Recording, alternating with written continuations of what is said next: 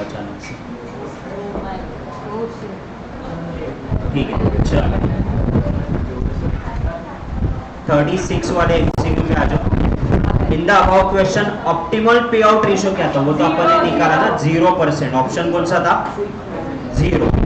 Okay, और अगर उसके हिसाब से जाते 0 डिविडेंड देते अपन तो फिर मेरी शेयर की प्राइस कितनी होती। तो मैं 0 डिविडेंड देता तो 0, ये 0.80 divided by 0.10, earning per share मेरा 5 ही रहता है, डिविडेंड 0 डिवाइडेड बाय 0.10, 5 को 0.80 डिवाइडेड बाय 10 करते तो आई गेस 9 डिवाइडेड बाय 0.10 तो 90। अभी कितना आया प्राइस आपका 80, तो डिविडेंड ना देने पे आपका वैल्यू कितना बन जाता 90।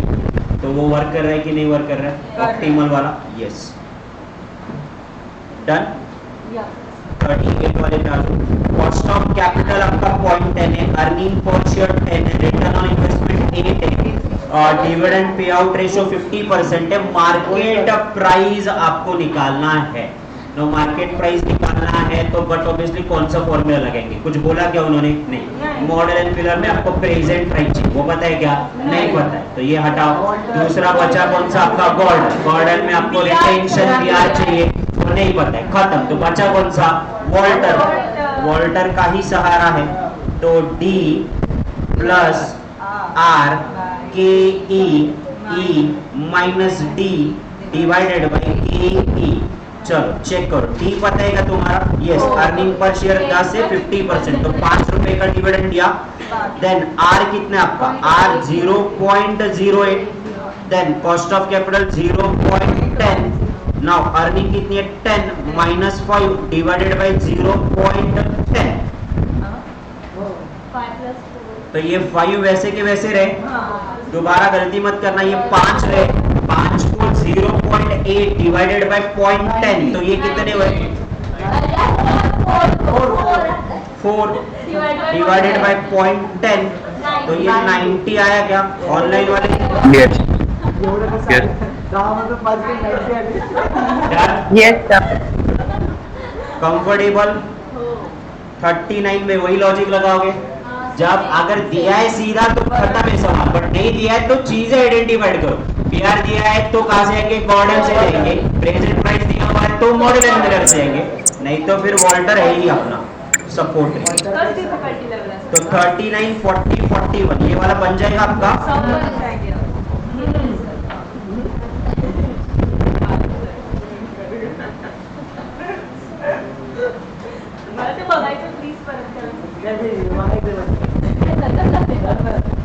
और 93 से लेके 96 वाले एमसीक्यू पे आ जाओ। अपन ने वॉल्टर और गॉर्डन का बहुत अच्छे से प्रैक्टिस किया, अपन थोड़ा सा मॉडल एंड मिलर का प्रैक्टिस कर लेते हैं।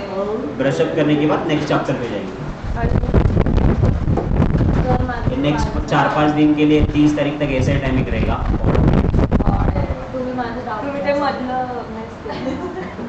मेरे पास ऑप्शन नहीं है, बैच ऑलरेडी 4 महीने पहले अनाउंस हो चुका है, मैं 25 अप्रैल को बैच चालू करूंगा करके, तो मेरा दूसरा बैच चालू हो रहा है, वो स्लॉट मेरा वही खाली, बाकी कोई और स्लॉट खाली नहीं, नहीं तो फिर इवनिंग में आओ क्लास में। इतना मजा आता है इवनिंग में। अभिषेक मैराथन शाम में ही होने वाला, मेरे पास टाइम ही नहीं है।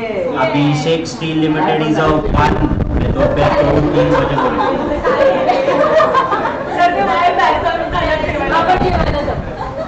मैं 12 से पहले छोड़ूंगा ही नहीं, मेरे पास वही स्लॉट बाकी है। मैंने कल टाइमिंग निकाली, शाम को 4 बजे चालू करूंगा, 9-10 तक मैराथन खींचूंगा, उसके अलावा मेरे पास ऑप्शन ही नहीं है। Abhishek Steel has a 1 lakh equity share. The selling price is 100. Capitalization rate is 14. Expected income आपका कितना है 65 lakh. Pay a dividend 4 lakh. Want to invest into project 75 lakh. Assume model and mirror approach. Dividend policy applicable. तो सबसे पहले आपको price निकालना है। Current year में dividend is amounting 4 lakh. Dividend 4 lakh का डिविडेंड अगर अपन दे रहे हैं तो प्राइस निकालना है। तो प्राइस कैसे निकालें? P1 is equal to P01 plus PE minus D1। यहाँ तक आ गए? हाँ, P0 do you know the present market price? ध्यान से देखो, गड़बड़ मत करो। ध्यान से देखो, गड़बड़ मत करो। 100 पक्का?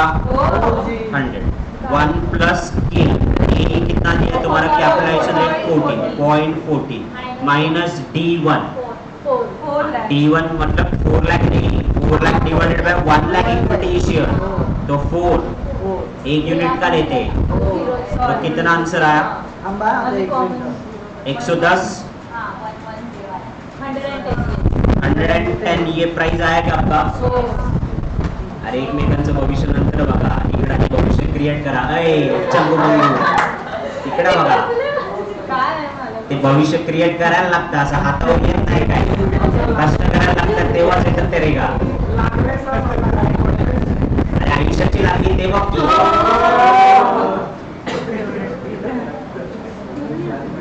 ते लागले ते काहीच नाहीये, आयुष्याची एवढी वाट लागली ते बघा. नशीब ती आहे म्हणून थोडाफार तरी सांभाळायस, अभ्यास तरी करतोयस, तिलाच क्रेडिट देतो, तुला नाही देत मी. Compute the number of share facing the investment dividend amounting ₹4 lakh. अब जरा ध्यान से देखो, आपको इन्वेस्ट कितना करना, आपका प्रोजेक्ट कितने का है? 75 लाख का प्रोजेक्ट है. तो आपका ना फॉर्मूला देखो यहाँ पे ऐसे, इन्वेस्टमेंट माइनस डी. तो रुको ना जरा, ये मेरे हिसाब से ना एफएम पे पेपर पे जाएंगे ना, आइसोले इधर बैठी रहेंगे, ये आंसर दूसरा क्या सुपरवाइजर पागल होने वाला. अगर तुझं काय, तुझं कर मग चौथा ऑप्शन डी. इन्वेस्टमेंट 75 लाख के इन्वेस्टमेंट है आपका, बराबर. आपकी अर्निंग कितनी है? 65 लाख की अर्निंग है आपकी. ओके, 4 लाख तो आपके डिविडेंड देने में चले गए, बराबर. तो पहले ब्रैकेट रिजॉल्व करो. 75 लाख वैसे के वैसे, मेरे को ये बचपन में किसी ने सिखाया था, बहुत सही तरीके से सिखाया था. पहले ब्रैकेट सॉल्व करो, देन 61, आज तक याद है मेरे को. 61 तो ये कितने बचे? 14 डिवाइडेड बाय मेरा शेयर का प्राइस कितना है? 110. तो हाउ मेनी शेयर? 12728 इतने शेयर. इसमें किसी को कोई दिक्कत, कोई शक? ओके ना, अगर डिविडेंड पेड किया ही नहीं तो प्राइस क्या होगा? Okay, P1 is equal to P0 1 plus AE minus D1. P0 is 100, 1 plus AE 0.10 minus 0. तो 114 प्राइस आएगा आपका. 114 प्राइस आएगा तो मेरे को इन्वेस्टमेंट कितने का करना है? 14 लाख का, divided by 114 is my share price. How many shares I have to issue? करो डिवाइड ना लाइको. Option D. सर वो 75 माइनस 65 करना. ओहो इसलिए मैं बोलता हूँ, ध्यान से. आई minus E minus D. Investment कितने की आपकी? 75 लाख. अर्निंग 65 लाख. डिविडेंड 0. तो यानी 10 लाख रुपए आपको चाहिए. 10 लाख डिवाइडेड बाय 140, नहीं 114, sorry. 10 lakh divided by 114. 8772. Option B आ गया.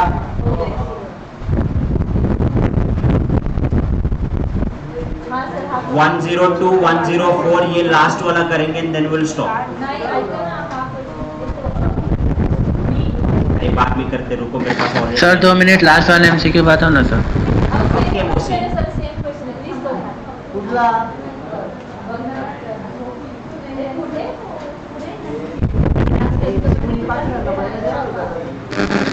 सर इसके लास्ट मतलब सर 104 वाला बताओ ना सर. ये वाला. हाँ sir.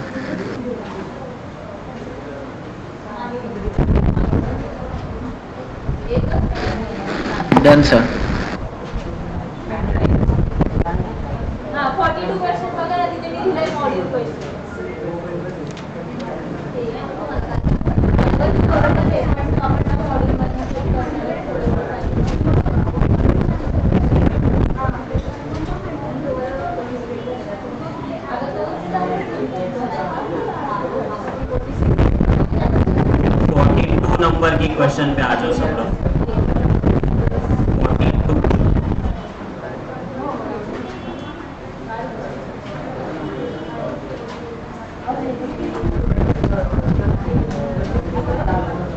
From the following information, यही वाला ना, determine the theoretical market price under the Walter model.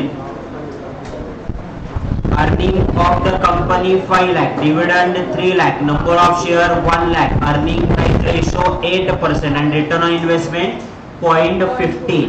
Okay, Walter model का फॉर्मूला पता है सबको? आराम से बताओ. हाँ, क्या? T प्लस R और K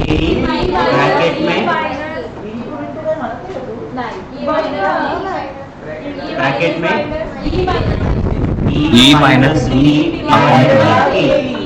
Agree? Then D. अब ध्यान से देखो, आपकी अर्निंग कितनी थी? 5 लाख की. डिविडेंड कितने का दिया? 3 लाख का. और नंबर ऑफ शेयर कितने? 1 लाख. अपन जब भी लेते कैलकुलेट करते काय का कॉमन पे, मैंने ऐसे कुछ नहीं बोला. Weighted average cost divided by number of equity share करेंगे. डिविडेंड पर शेयर लेते हो, अर्निंग पर शेयर लेते, जब भी प्राइस निकालना है तो वो आया 3 प्लस आर कितना है? आर दिया नहीं है, पी रेशो दिया उन्होंने. पी रेशो से मैं आर निकाल सकते हैं 1 डिवाइडेड बाय 8. कितना करो? कॉमन जीरोस कैंसिल करायचं. 1 पॉइंट 0.1 मिनिट. हो 9 वाजता लेक्चर. तू गेली, तू फक्त क्लासरूम अरेंज करत, मी क्लासमध्ये लेक्चर नंतर होतं.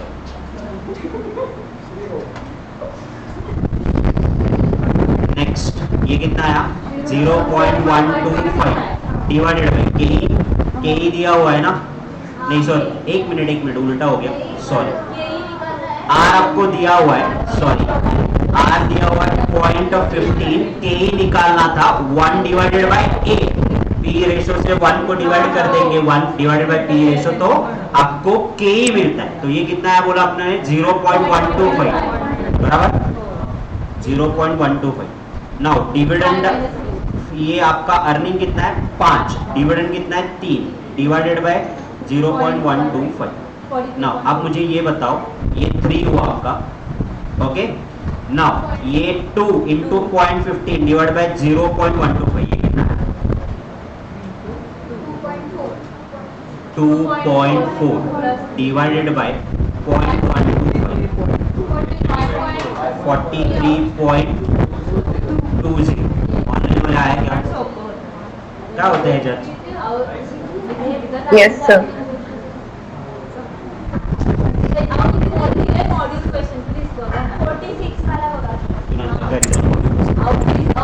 Yes, sir. I don't have a whole day.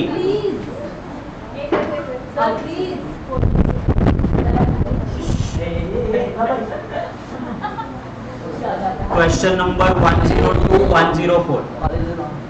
मेरे से ज्यादा कीजिए बे तू. Thank you. Question number 102, 104. काय करत नाही मागत आम्ही, जा.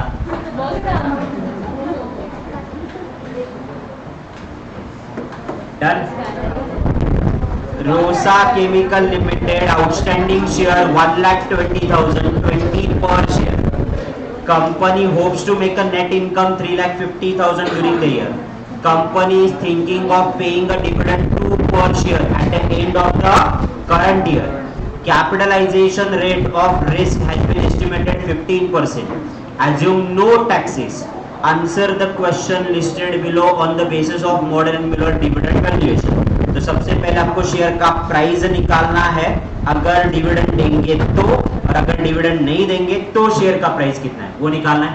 Now start with the first one. Model and Miller का फॉर्मूला क्या है? P1 is equal to P0 1 plus K minus D1. ये फॉर्मूला क्लियर है सबको?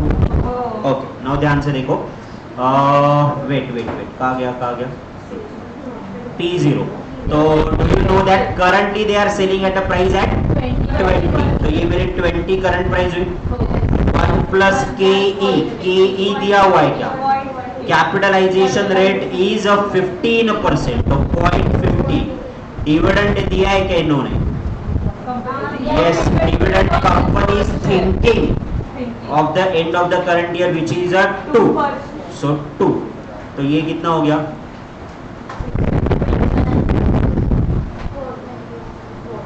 20 इंटू 1.15, 23 में से 2 गए तो कितना बचा? 21। ऑप्शन बी चेक करो एक बार, बी ऑप्शन आया है क्या सबका?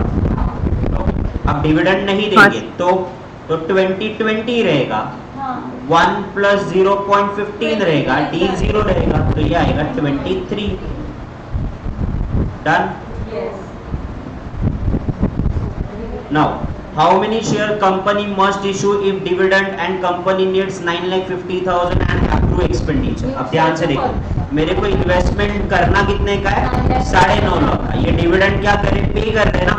अब जरा ध्यान से देखो, I minus E minus D, तो ये मेरे को इन्वेस्टमेंट यानी इंटरनल सोर्स पता चलेगा। मुझे इन्वेस्ट करने 9.5 लाख रुपए, मेरी अर्निंग कितनी है? तो मेरी एक्सपेक्टेड अर्निंग 3.5 लाख रुपए की, बट 3.5 लाख रुपए में से मैंने 2 रुपए का डिविडेंड दिया हुआ है ऑन 1,20,000 शेयर, तो यानी 2,40,000 चले गए। नाउ पहले बचपन में सिखाया था, ब्रैकेट सॉल्व करो, तो ये बचे 9,50,000 माइनस 1,10,000, ये रिटेन अर्निंग से आया, तो I am reading amount of 8,40,000। 8,40,000 dividend paid करने पे शेयर प्राइस कितना है मेरा? 21, तो इसको मैं डिवाइडेड बाय 21 करूंगा, तो नंबर ऑफ इक्विटी शेयर आ 40,000 शेयर। सबको समझ में आया? Option D. ए फॉर डालना पड़ेगा तेरे को प्रैक्टिकल क्वेश्चन के लिए, कुछ नहीं ऐसे फोकस में मत जाओ, प्रैक्टिकल क्वेश्चन देखिए। फोकस है बट ज्यादा लगा प्रैक्टिकल क्वेश्चन पे, ऐसे फोकस नहीं, ऐसे बोला ही नहीं, तेरा फोकस नहीं है ऐसा बोला ही नहीं। चलो modern numeral done, Gordon done, कर सकते वॉल्टर वाले भी क्वेश्चन, बस कितने में से क्यों करे कल?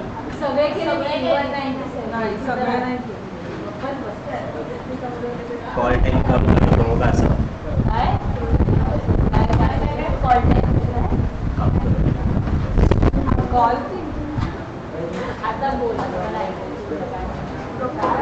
ऑनलाइन वाले किसी को कोई डाउट कल वाले एमसीक्यूज में? नहीं sir. Okay, no chapter number 7 working capital का बेसिक रिवीजन करके रखते हैं, तो जैसे अपन वापस आएंगे 1 घंटे बाद ब्रेक के बाद वापस मिलेंगे, तब उसके बाद उसके क्वेश्चंस करेंगे। So come to chapter number 7 working capital. Chapter number 7 working capital.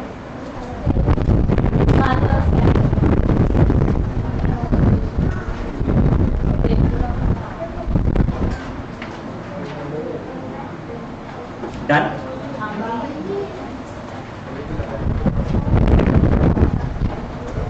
The capital required to finance the current asset, ये वर्ड बहुत ज्यादा इंपॉर्टेंट है। करंट एसेट को फाइनेंस करने के लिए जो कैपिटल यूज किया जाता है that is called as a working capital. एक वर्ड ये आपको मार्क करके रखो वहां पे, फाइनेंस करंट एसेट, एक वर्ड ये इस्तेमाल करो। और दूसरा day to day expenses and operation चलाने के लिए जो कैपिटल लगता है that is also called as a working capital. Capital for day to day expenses, capital for day to day expenses. Then current asset किसको बोला जाता है? Asset benefit up to 12 month और लेस देन 12 मंथ। फिर भी इसमें से क्या दिया उन्होंने, ध्यान से देखो, it is expected to realize or sold during the normal operating cycle of the entity। ये during the normal cycle of operating entity में ही बेचा जाएगा and purchase किया जाएगा। held primarily purpose for trading, then expected to realize within a 12 month and non restricted to the cash and cash equivalent। okay, तो keywords कौन से हैं? normal operating, ये खर्चे trading purpose less than 12 month and not restricted to the cash and cash equivalent. Not restricted लिखो, not restricted to cash and cash equivalent. Cash और cash equivalent का मतलब ही सिर्फ करंट एसेट नहीं होता है, प्रीपेड एक्सपेंस, स्टॉक, डेटर, ये भी आपके करंट एसेट है.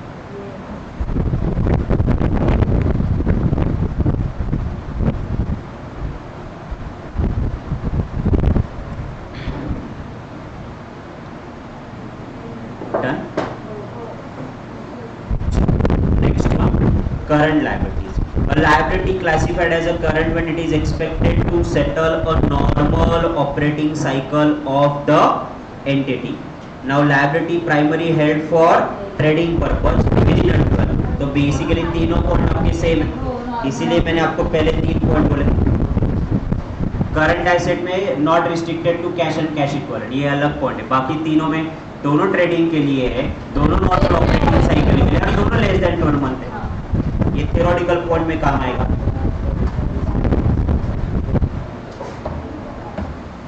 Okay, types of working capital. Working capital एक होता है आपका रेगुलर वर्किंग कैपिटल, एक होता है फ्लक्चुएटिंग कैपिटल, रिजर्व जो इमरजेंसी के टाइम में मांगेंगे, permanent and temporary working capital, long term and short term working capital and gross and net working capital. तो एक एक करके देखते हैं. Initial working capital, the capital required at the time of commencement of business, it is called as a initial working capital. यानी company incorporate करने के लिए आपको मेमोरेंडम, आर्टिकल ऑफ एसोसिएशन का खर्चा लगेगा, डे टू डे एक्सपेंसेस लगेंगे, registration करना पड़ेगा, जिसको अपन प्रीलिमिनरी एक्सपेंस बोलते हैं. That is the initial working capital. Now regular working capital, a capital which always required for enterprises for successful operation. Regular capital का मतलब आपका काम रुकना नहीं चाहिए, आपके ऑपरेशन सक्सेसफुल होनी चाहिए. कल को मटेरियल ही नहीं है, कल को मेरे पास कैश ही नहीं है, ऐसे नहीं होना चाहिए. मेरे पास सफिशिएंट कैश होना चाहिए. इतना कैपिटल अपन रेगुलरली मेंटेन रखेंगे ही रखेंगे. बहुत सारे लोगों को घर पे देखो, पापा या मम्मी से पूछो, बैंक बैलेंस एक सर्टेन लेवल का मेंटेन करते ही करते, which is a regular working capital. Then fluctuating working capital that need according to the seasonal requirement. अगर आप चेक करोगे दिवाली में लक्ष्मी वाले गारमेंट्स वाले इनका सीजन होता है, दिवाली हो गया, नवरात्र हो गया, तो ये लोग स्टॉक क्या कर लेते हैं, ज्यादा बाय करके रखते हैं. तो सीजन है इसलिए ज्यादा स्टॉक होल्ड करके रखते हैं वहां पे. इट इज दैट कल को काम रुकना नहीं चाहिए आपका और सेल भी बढ़ जाना चाहिए. तो सीजन है इसलिए वर्किंग कैपिटल की रिक्वायरमेंट बढ़ जाती है. जैसे सीजन ऑफ चला जाता है फिर वर्किंग कैपिटल की रिक्वायरमेंट कम हो जाती है. तो this is according to the seasonal requirement. Fluctuating. Gross working capital. Gross working capital का मतलब होता है आपकी करंट एसेट, और net working capital current asset में से करंट लायबिलिटीज माइनस करो तो आपको नेट वर्किंग कैपिटल मिलेगा. तो ग्रॉस में लिख के रखो ओनली करंट एसेट, इसमें लिख के रखो current asset minus current liability. Fluctuating में लिख के रखो सीजनल रिक्वायरमेंट, और रेगुलर में लिख के रखो maintain same balance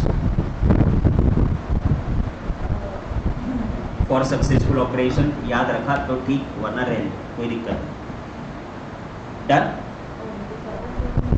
maintain same balance, seasonal requirement, only current asset और current asset minus current liability. Now long term working capital, it represents the amount funded to keep the company running to satisfy the demand at the lowest point. Long term working capital is the amount of fund to keep the company running.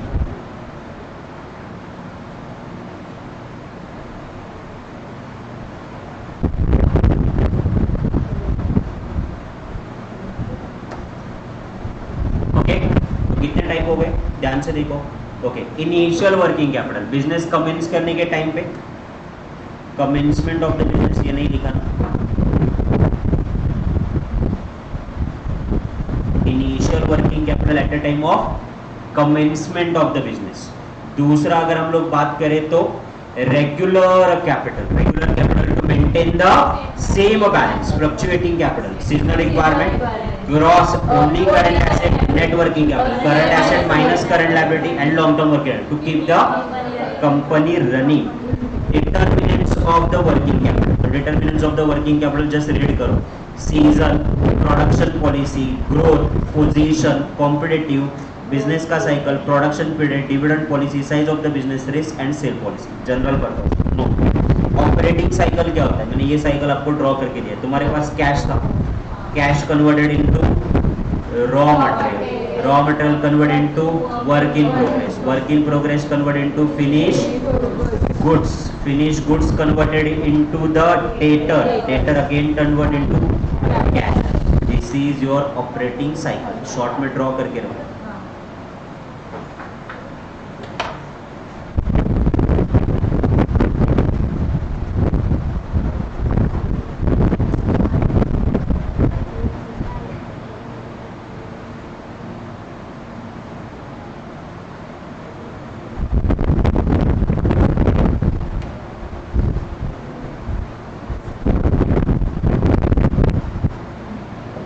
Done?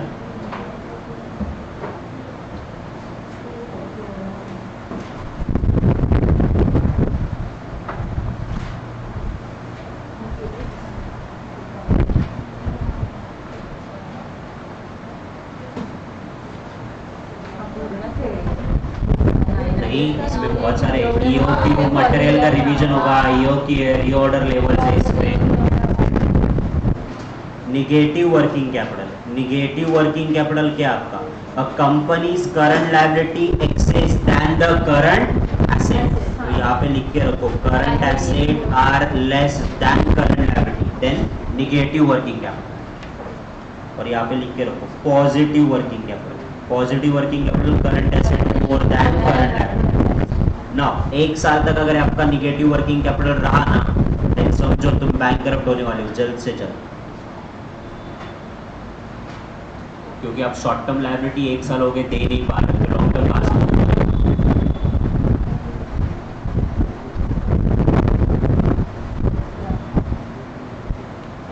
इसका basic format and basic structure मैं आपके साथ discuss कर देता हूँ, फिर उसके बाद end of the session. Basic part में आपको वर्किंग कैपिटल निकालना कैसे, तो वर्किंग कैपिटल आपको ऑपरेटिंग साइकिल का पहला क्वेश्चन आता है, बराबर। ऑपरेटिंग साइकिल निकालना, तो ऑपरेटिंग साइकिल में आपको क्या करना है, रॉ मटेरियल का पीरियड 14 दिन 15 दिन जो भी रहेगा, उसमें वर्क इन प्रोग्रेस, उसमें फिनिश गुड्स, और फिनिश गुड्स के अलावा डेटर्स, ये उसमें क्या करना है, ऐड करना है, और इसमें से क्रेडिटर माइनस करना है, तो आपको ऑपरेटिंग साइकिल मिलेगा। दूसरा, आपको नेट वर्किंग कैपिटल निकालना है, तो net working capital is equal to current asset minus current liability. अब ये करंट एसेट में अपन निकालते रॉ मटेरियल, साल भर में कितने यूनिट बनाए, मटेरियल का प्राइस कितना था, उससे मल्टीप्लाइड करेंगे इनटू कितने दिन का स्टॉक है, वो into days divide by 365, 30 days 40 days, उसके हिसाब से कैलकुलेशन आने की बात दिखाता हूं मैं आपको कैलकुलेशन। तीसरा, इसमें यो क्यू निकालना है, फॉर्मूला याद है, 2AO divided by C, economic ordering quantities, ये वाला निकालना है आपको। तो ये मटेरियल वाला आपका रिवीजन हो जाएगा। ईओक्यू के अलावा आपको स्टॉक लेवल निकालने, तो स्टॉक लेवल निकालते वक्त यहाँ पे एक और चीज आपको कंसिडर करनी, which is a reorder level.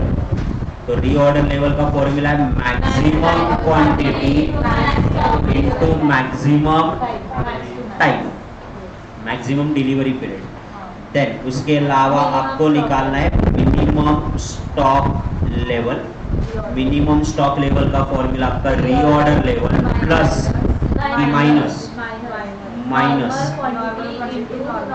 Normal quantity, normal को ही एवरेज बोला जाता है, मैक्सिमम मिनिमम डिवाइडेड बाय 2, तो नॉर्मल मिलता है। तो normal quantity into normal time, normal time को भी एवरेज टाइम बोला जाता है, नहीं पता है तो maximum time minimum time divided by 2। Then उसके अलावा कौन सा, maximum stock level. Maximum stock level reorder level plus reorder quantity minus minimum quantity into minimum time, हो गया। And then next one average stock level. Average stock level आपका formula क्या है, max plus minimum divided by 2, एक और formula इसको, और जो अपन ने किया हो कौन सा? एक क्वेश्चन करता average stock level is equal to minimum की maximum, minimum plus 1/2 of the reorder quantity. ऐसा एक फॉर्मूला है कि नहीं है? हाँ है, तो मिनिमम में ऐड कर दे कि मैक्सिमम में ऐड कर दे? मिनिमम में ऐड कर। पक्का? हाँ ठीक। So this is the practical part. इसके जितने भी थियोरेटिकल क्वेश्चन है अपन मिलने के बाद करेंगे। ओके? सिक्योरिटीज नहीं है ना बस? नहीं, ज़्यादा एफएम कंडक्ट करूँगा। एक मिनट, क्या इसका फोटो चाहिए? फोटो निकाल दो ना जल्दी से।